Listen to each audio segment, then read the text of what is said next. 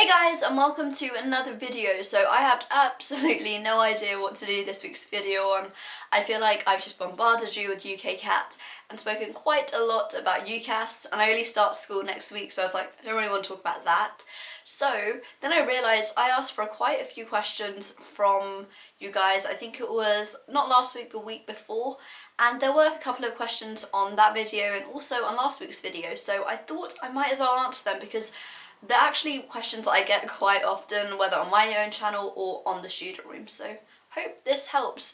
Also, I have my UK Cat tomorrow, so I am a tad nervous, and I'm sure someone in the comments is going to be like, if you have your UK Cat tomorrow, why are you making videos? Because I've probably done like 35 hours of UK Cat over the last 2 weeks, so it's the last thing I want to do right now. So yeah. On with the questions. So the first thing that I get quite often is, how do I find lectures? As you guys know, I've spoken about it so many times, lectures are so great for kind of boosting up your personal statement and really convincing universities that you're the right candidate, if you like.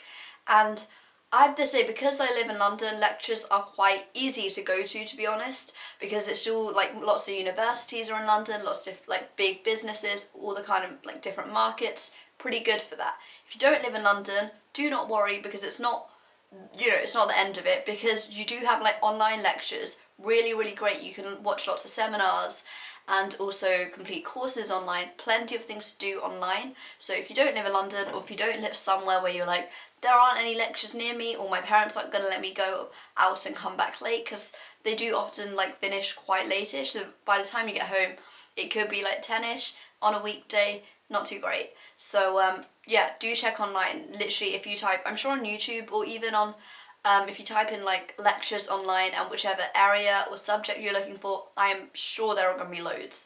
In terms of if you are able to go to some, for med students there are so many. One like place I definitely recommend is the Royal Society of Medicine. There are so many lectures there. I'm pretty sure there's like 10 lectures every single week. I didn't go to any, but a few of my friends did, and they are really great because they look good on personal statements, and it really gives you sort of like an insight on how things are developing, and it's the sort of things that are quite current. However, these are lectures that are open to the public, but it's mainly aimed at those who are already working in healthcare. So for like AS students, chances are you're going to go there, like lots of my friends, and be like, I don't understand any of this. Like, I think I went to one, I don't think it was by RSM, I think it was by some other lecture that we found online, and it was really interesting, but about 70% of it I did not understand, just because it's beyond your syllabus, beyond what you've been reading about. 30% I was like, oh, that, I really enjoy that, we learnt about that, that's interesting. The rest of it, it's a bit, So that's one kind of thing. The other thing that I recommend to every single person who lives in London and wants to do medicine, it is King's College lectures. If you literally type into Google like KCL medicine outreach, and I'm pretty sure the first link that comes up is their webpage, and all you need to do is like put in your email address, and every time from like when they start doing their lectures, they will email you like a week before being like, this time it's usually like 5 PM on a Monday, and this is the lecture. And it's so great. I went to like 5 or 6 of them. They were probably like 25 or 30 throughout the year, and they're taken by medical students or people working in different like parts of like healthcare, some people from universities. Really great, and they're really varied as well, and you get lots and lots from it, and I'm talking about it in my personal statement. Definitely use them. So yeah, that's all my stuff on lectures. Number 2, someone asked, what is your setup? As you can probably tell, I'm a bit of a novice when it comes to all this kind of stuff. When it comes to technology, I'm not particularly fussy, if you like. Literally in front of me I have a tripod, a camera, and a lamp. In terms of the tripod, I will not be able to tell you what kind of like brand it is even, because I can't see any like branding, but I literally went onto Amazon and I typed in tripod, and the most like rated one for a good value for money, bit of both, I basically bought that one, and it's really good. You can like adjust it, and it goes like super dual, super small, pretty compact as well. Really great. So camera wise, this isn't actually my camera, it's like my dad's, but we have like 5 or 6 just around the house. Nobody used it, so I just took it and I make my videos on it. It's a Sony Cybershot. I'm just like reading the stuff around it.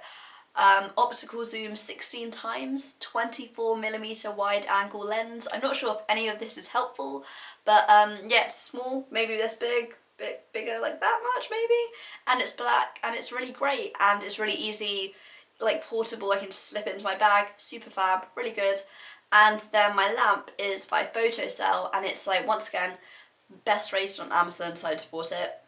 It comes with like this massive like fluorescent bulb, super duper bright, and you can get them in a pair. So that's pretty much my setup.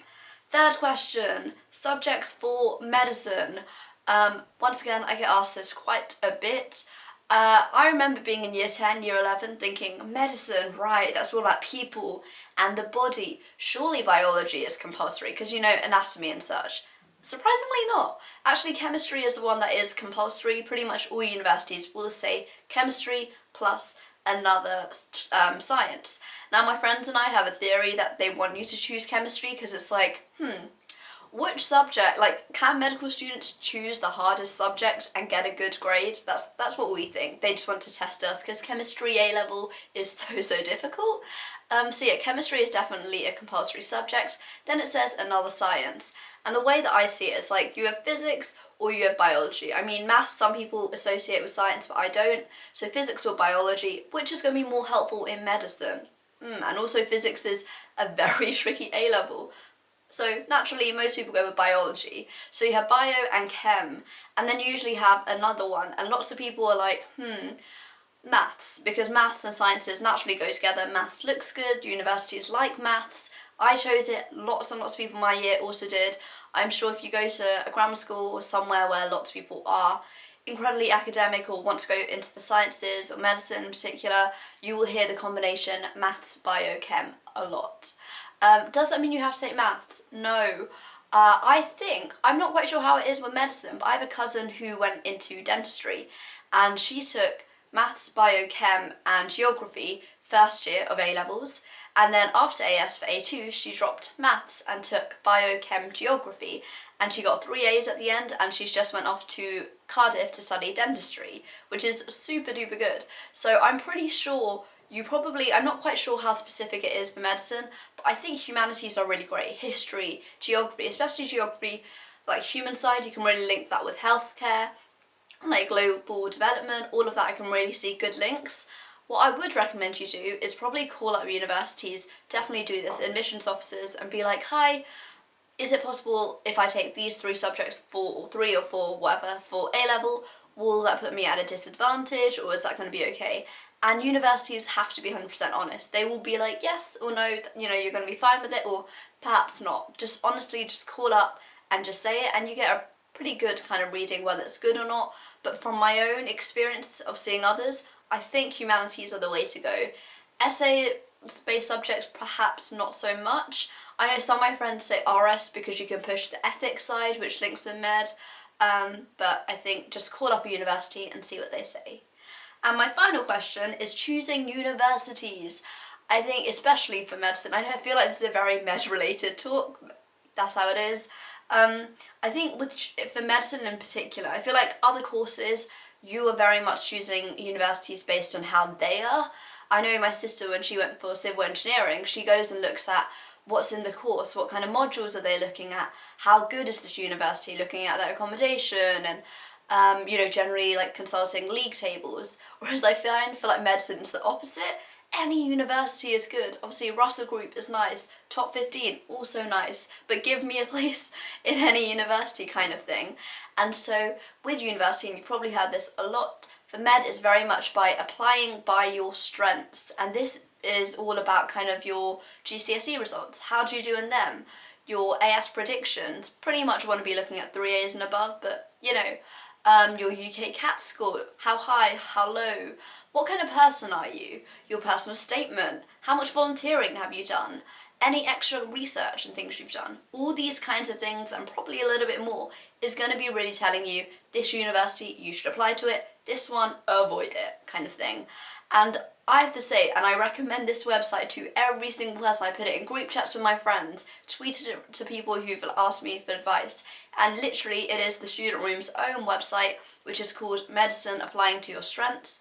Google the Student Room Medicine Strengths, and that's like the first link that comes up. I'm pretty sure I have it favorited because it's the best thing ever. It literally is a table of every single medicine offering university and what kind of things they're looking for. Some universities such as Cardiff, Birmingham, even on their website where it says entry requirements, they don't actually specify it that much. So I was looking for Cardiff actually last year. I was like, ooh, Cardiff looks really good for medicine. And I was like, yeah, it just says like this many results, that kind of stuff, great. But then when you look a bit deeper into it, and on the Student Room's website it says it quite explicitly, they actually do like a point-based system. Lots of universities you'll find actually look at your GCSEs, and they will basically want you to have like 6 A stars and higher, and they don't look too much at A star A's combined. It's very much A stars on their own. And so with my GCSE results, I wouldn't be able to go to Cardiff. So it's so worth doing your research, checking, can you go to these universities? Once again, calling up universities and saying, these are my GCSE results, predictions, and UK CAT score. Am I likely to get an offer? And if they say no, do not waste an option at that university. Simply go for the ones that are going to be like, yeah, you look perfectly fine, that looks great. Because that's the kind of things that I've been doing, and it's so helpful. So yeah, that is pretty much all the questions that I had. I hope that was helpful. These are questions, like I said, I get quite a bit. If you guys still have any questions, you're like, actually wait, what about this? Please do comment it down below. I will try to make another video and talk, but I love like answering questions. It's just like me giving you any knowledge that I have. Hopefully it's helpful. So yeah, please do let me know if you have any more questions. I think that's pretty much everything from me today. Wish me luck. I suppose the time that you upload this, I'll probably already know my UK CAT score. So scary. I've probably got to do like 2 or 3 hours revision after this video. Fun. But yeah, that's all from me. I hope you're gonna enjoy going back to school. Perhaps you're going into like 6th form, which is quite exciting, or maybe even university. Very exciting. I hope you have a great time, whatever you're doing in your new academic year. And that's all from me. Social media, you guys know it. Twitter, @_Manisha P. Instagram, bit of a fangirl. YouTube, bit of a fangirl. Give this video a thumbs up if you enjoyed it, and subscribe to the Student Room. And I shall see you guys sometime soon. Bye!